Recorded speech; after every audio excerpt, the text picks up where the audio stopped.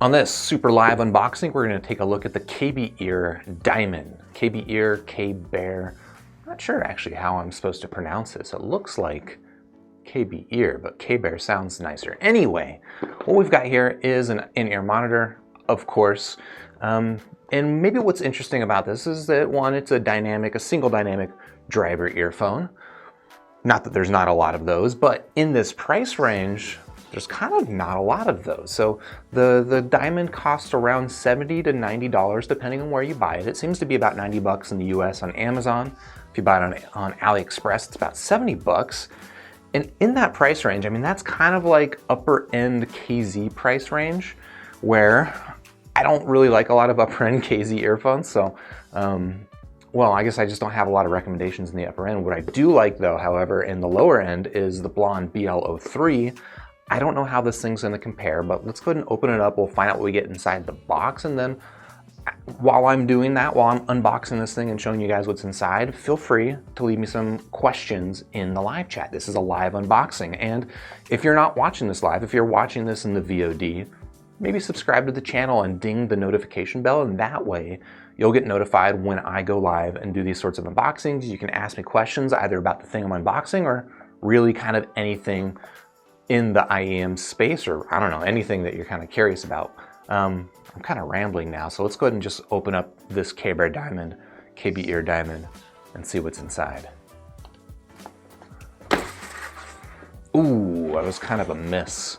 So a lot of my spins, there we go, that was a better spin. All right, this box actually spins pretty well, if that's important to you. So here we've got the KBear Diamond. On the front of the box, you've just got this nice gold foil embossed branding. On the top, you've got a website. Was that like a California DMV.org website on a license plate? Anyway, down here you do have a sticker with a little bit of specs on it. So the KBear Diamond, let's see, I've got the green with carbon, apparently, spoilers. And it is, as I suggested, a single dynamic driver earphone. And what's interesting, you'll see this in the marketing for the Diamond, is, well, it's called the Diamond because it's got a diamond-like, carbon diamond-like coating or diaphragm. It's supposed to make it special. I don't know. I feel like a lot of that marketing speak doesn't tend to mean too much to me, but you know, it's a not exactly budget, but somewhat budget dynamic driver earphone. So they got to do something a little bit special with it. Let's see, as far as frequency range, they claim 20 to 20,000 hertz, which is pretty typical, and again, also doesn't mean that much to me. What does mean a little bit more to me is they actually list the sensitivity rating of 102 decibels, and assume that's SPL, sort of the metric there, which just means that this will be a relatively sensitive IEM, but not an especially sensitive IEM. Impedance of 16 ohms, which doesn't mean as much actually as that SPL, but otherwise, there's really not much to say about this box. So let's go ahead and open it up and see what's inside. You gotta do the shake. You gotta shake it sometimes. It's still not coming out. So we'll get inelegant and just wiggle it like that. All right, oh, I might have wiggled it a little bit too hard. Anyway, so obviously you've got your user guide and warranty card, and well, I don't really need a user guide for a pair of IEMs, so I'll put that over here. Let's see, in this section, we've got a couple of sets of different foam tips, which is kind of nice. Not a lot of IEMs, frankly, come with foam tips, and if you're into foam tips, that can be a bummer. So here we've got a set of gray foam tips, which I think look nice. One downside with gray foam tips like these is they'll get kind of gross looking a little bit sooner than a black ear tip like these ones. But maybe that's actually a good thing. If your ear tip gets gross, maybe it's a good sign that you should replace it. And if these things never look gross, you might not know when you should replace it. Okay, here looks like a case of some sort, which is nice to see in a $90 IEM package. I'm trying to be elegant with this box, but this box is fighting me. I might have to rip it. All right, we're ripping it, bro. Just box carnage, and I apologize for that. So you got that case, it's got a, let's smell it, not real leather outer, which is not surprising. They almost never do, but it does have a nice little embossed KBear logo on the back. It looks like a magnetic clasp, which is quite nice. And the size of this is, I think, about the right size for an IEM case. Not too big, but I don't think it'll be small, so small that it'll be an issue in terms of like fitting things inside of it. Let's put you over here, over there, yeah, all right. In here we've got a couple different sets of tips, so a nice selection of tips that come here with the KBear Diamond. We've got a set of black silicones, and these actually appear to be a fairly wide bore. I don't know if that is coming across totally on the camera. Let's punch in a little bit so you can see how wide the bore is on these silicones. And I'm kind of curious to see, are these other silicones just as wide? So this other set, you got a different, it's not just a different color, or maybe it is just a different color. I wish that IEM manufacturers were a little bit better about just kind of describing what they're trying to do with their different hardware bits. Like when they give me, yeah, these are also pretty wide bore. When they give me multiple sets of ear tips that look different, how come? Like what are they trying to do? Interestingly though, these things only come in large and smalls in the clear color. Here we've got the cable, which on first inspection seems to be a pretty nice looking cable for a $90 IEM. KBear zip tie. Let's see, yeah, it's very soft. And looks like we've got preformed ear hooks. Natch, and they are 2-pin cables. I don't know if you have a preference. I'm kind of curious if you're watching the live stream. Do you have a preference between 2-pin and MMCX? I know MMCX kind of has a reputation for breaking, although in my experience, well, okay, I guess I have had more issues with MMCX cables, but it's still fairly rare that I have issues with them breaking. Mostly when I have a bad MMCX connector, it's bad as soon as I buy it. It's not like a thing that gradually gets worse. But maybe you've had a different experience, and I'm kind of curious. So we've got that cable. Now let's go ahead and take a look at the buds. Oh, and there's your medium clear ear tips. So in the hand, these things have got a nice weight to them. That's actually kind of surprising. The outer shell, let's see. The outer shell is made out of metal, which is nice. The nozzle's got kind of this gold color to it, and it's a relatively long nozzle, so I don't think I'm going to have any issues with fit here.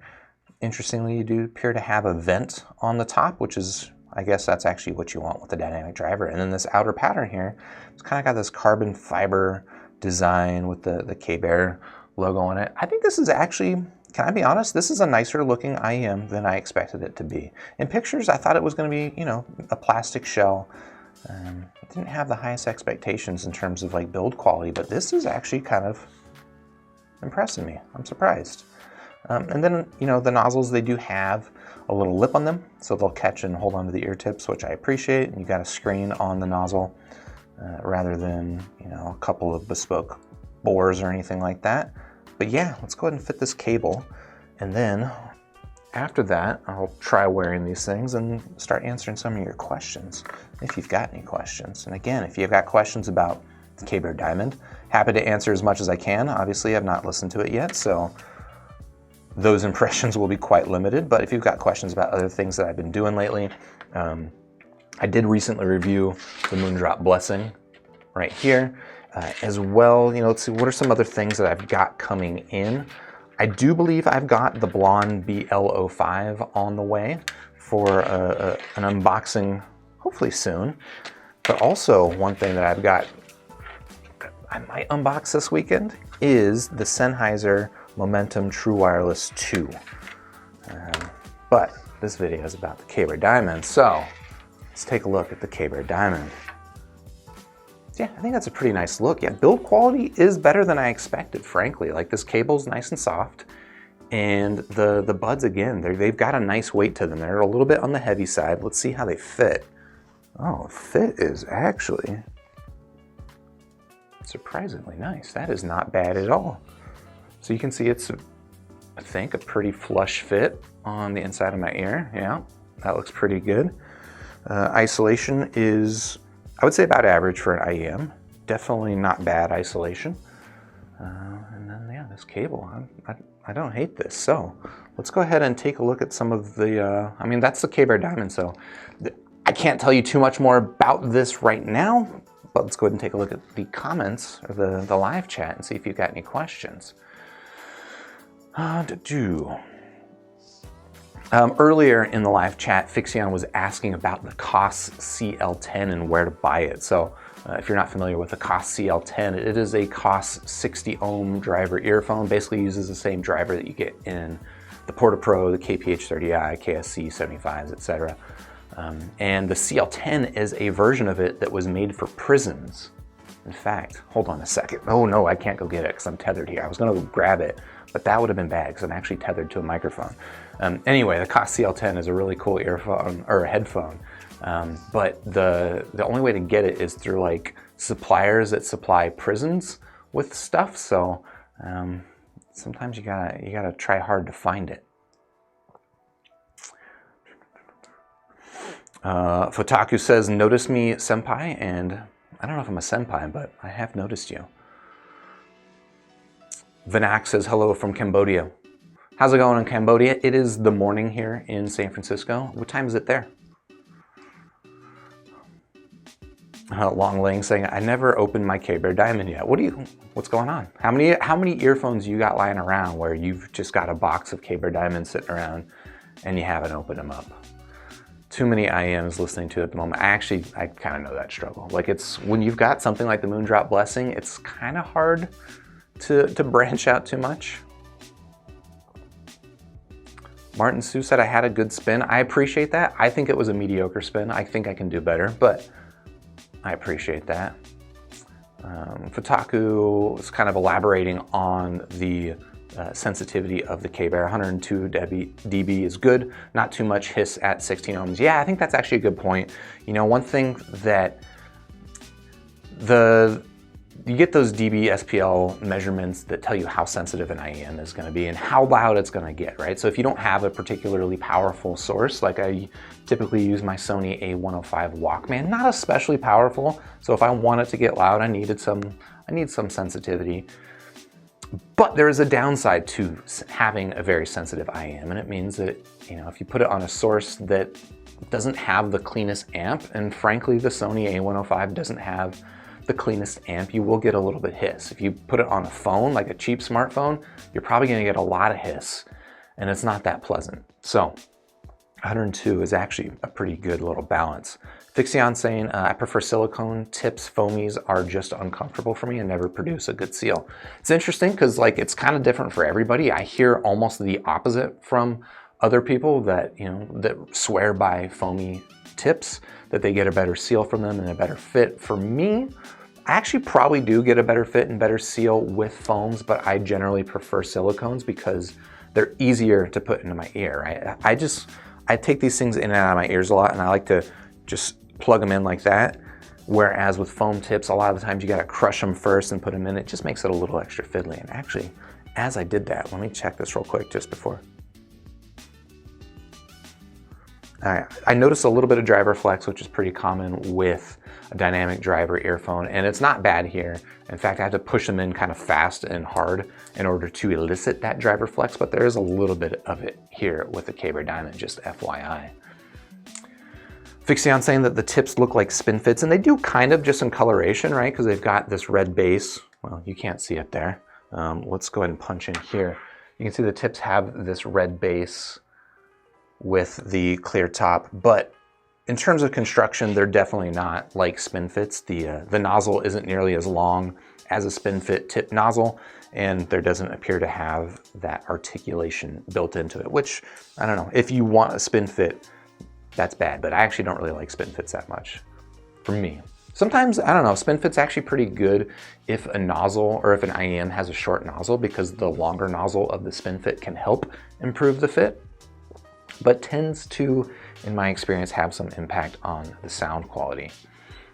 Fixion was also saying I prefer MMCX, also prefer cables without braiding. Oh, that's interesting. I'm kind of curious to hear your opinion on cables with and without braiding, because I tend to like braiding, mostly just because it looks cool and it tends to be kind of soft and floppy like this, which I like. But my favorite IEM cable, I would guess, is probably actually the cable that comes with the JVC FD-X1 or the FD-01. That cable is not braided, and it has a really nice cable. It's almost got kind of like a, I don't know, like a snake-like character to it that I really like, snake skinish. As a glasses wearer, I can't do the over-ear cables. That's actually interesting. So I don't wear glasses. I guess I wear sunglasses all the time, but usually when I'm outside, I'm not wearing IEMs like this. So I'm kind of interested in what are those challenges. I do wear sunglasses with like my over-ear Trex earphones, and they kind of interfere a little bit, but not to the point that would be a problem for me. You're also noticing, Fixion, that the nozzle on the KBear Diamond is a little on the thick side.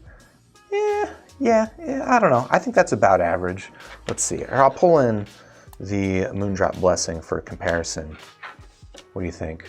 So there's a Moondrop Blessing. That is a thick, 3C's thick nozzle.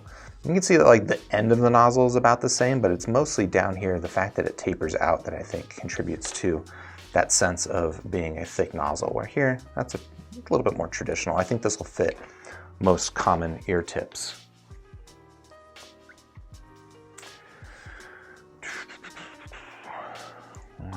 Taking a look at some more comments or more of the chat.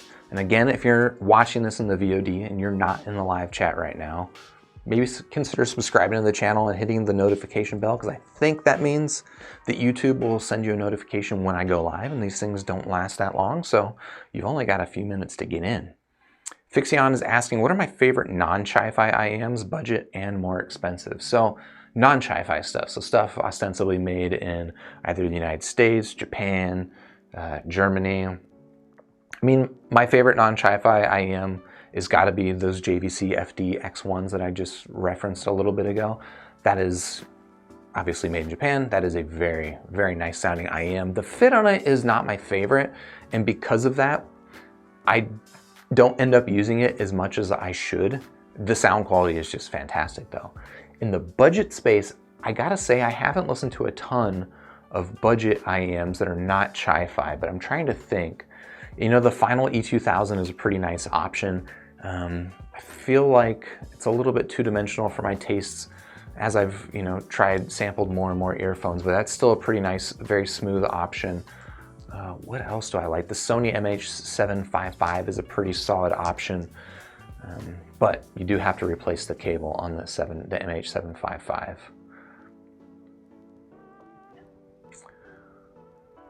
Charles Oliver Dufault. Hey, I have the Shure SE846, a $1,000 in-ear, and I would love to see a review of this. I would also love to review the Shure 846. Unfortunately, I'm probably not going to be able to spend $1,000 on that IEM to try it out. If Shure wants to send it to me for review, I'll gladly do a review of it. I am actually kind of curious though. That one's an older one at this point, older. I'm kind of curious, how does it stack up to more modern IEMs? I know I've got like the Meizu Lives, which appear to be sort of a clone of the Shures, but I really have no idea how closely they match up to the sound signature of the Shures.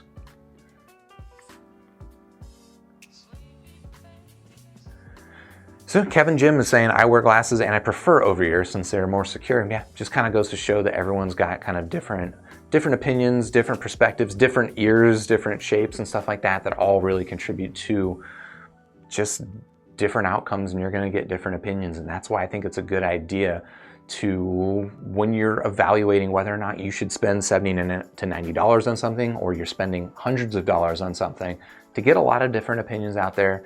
But also, like, don't get too hung up on all those different opinions, because there's a good chance your opinion is going to be a little bit different.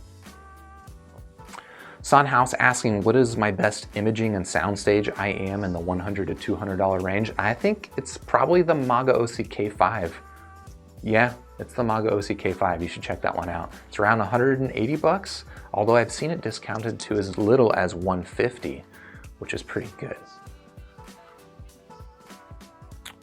Kevin Jim's asking, am I planning to compare them against something else, the KBears? I mean, I'm gonna listen to them and I'll get some impressions about these things, and then if you've got any questions or if you're curious about how these things stack up, feel free to like join my Discord channel, which I've got linked on.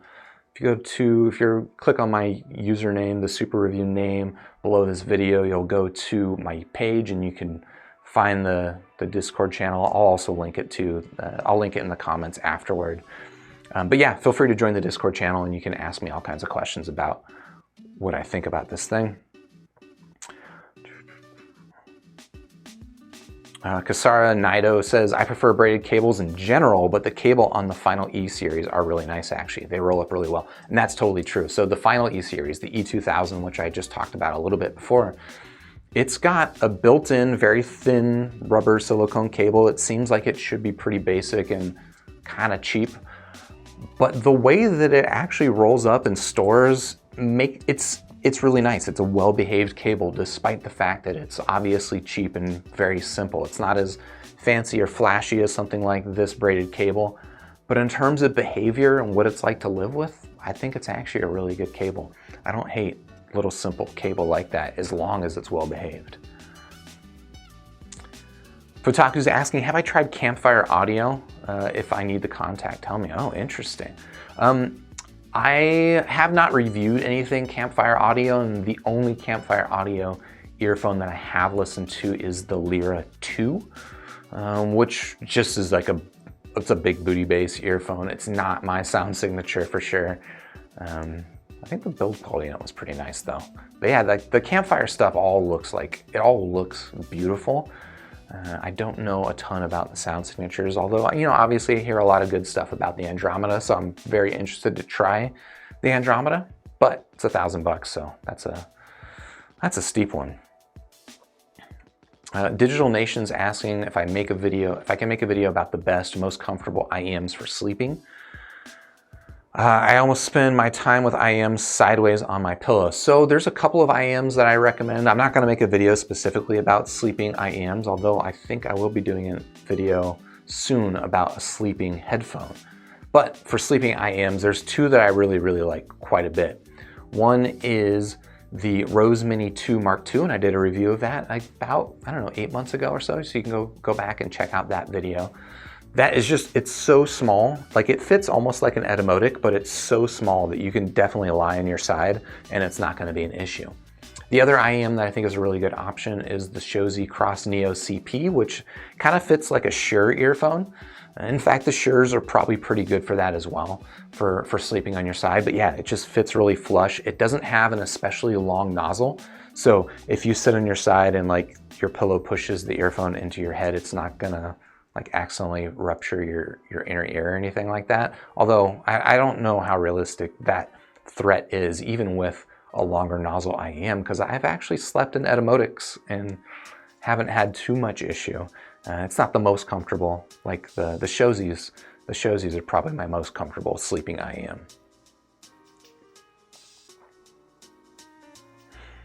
Fotaku's is just adding a little bit more of color to Campfire. They're from Oregon, awesome guys and great designs. Yeah, it's cool that they're from Oregon. Maybe if I go to Oregon sometime in the near future, it'd be cool. I wonder if they've got like a store or anything that you can check it out, because I would love to sample everything that they've got. Just don't want to spend $10,000 to do it. Fotaku's also elaborating a little bit more on the SE846, saying it stacks up very well to modern earphones, still one of the best. In fact, I find that modern design is really only best good to great earphones from the past and stereo. Yeah, okay. Vic Patal's asking, do I have any recommendations for IEM cables or brands? Let's see. I mean, it depends on, you know, how much money you want to spend. I'm trying to look around to see if I've got anything within arm's reach, and I don't have it. I think Yinyu generally makes really nice cables for not a lot of money. So for like 30 bucks, you can get a really nicely behaved braided cable from Yinyu. And my only really complaint with Yinyu cables is that they've started adding logos to their hardware. So like here on this piece or on like the Y split, they'll have logos, and I don't like logos on that stuff. that's a small complaint. If you don't care about logos, maybe you don't care about that. They're going to be very nicely behaved cables that, in my experience, have held up pretty well. Other than that, you know, there's a couple of cables that I've got that I don't know the brand name of them. I just kind of look on AliExpress and find some cables, and I'll add some links in the comments afterward to one of my favorite cables. But yeah, it's a very fancy looking cable. It's kind of got a problem where it gets a little bit yellow, but I still kind of love it. I think otherwise, like, this is probably gonna be just about the end of my video. I appreciate you guys watching, appreciate all the questions. Again, if you wanna know a little bit more about the Diamond, I'm gonna spend some time listening to this earphone and comparing it to some other stuff in this price range. Not a ton, there's like the 10T3, and then I guess the 10T4 you can get for this price range if you get it on discount. So against the 10T4, that's gonna be some stiff competition for the Diamond. But if you're kind of curious to follow up on that stuff, feel free to ask a question in a future live stream or join the Discord chat, and I'll see you then. But otherwise, thanks for watching.